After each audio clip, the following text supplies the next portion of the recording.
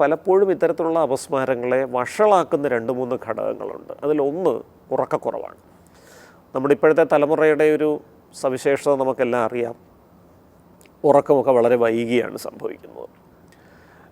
രാത്രി വളരെ വൈകിയിരുന്ന് ഡിജിറ്റൽ ഉപകരണങ്ങൾ ഉപയോഗിച്ചുകൊണ്ടിരിക്കും, സ്ക്രീൻ ഡിവൈസസ് ഉപയോഗിച്ചുകൊണ്ടിരിക്കും, ചിലപ്പോൾ ഓൺലൈൻ ഗെയിമുകൾ കളിക്കും.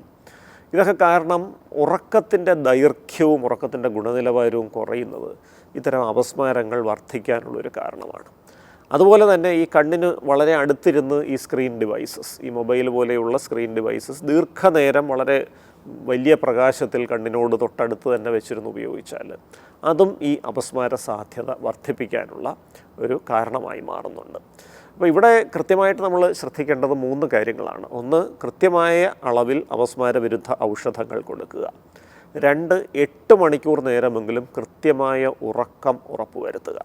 3, ഈ സ്ക്രീൻ ടൈം, ദൃശ്യമാധ്യമ സമയം ഒരു ദിവസം 1 മണിക്കൂറിൽ താഴെയായിട്ട് നിജപ്പെടുത്തുക.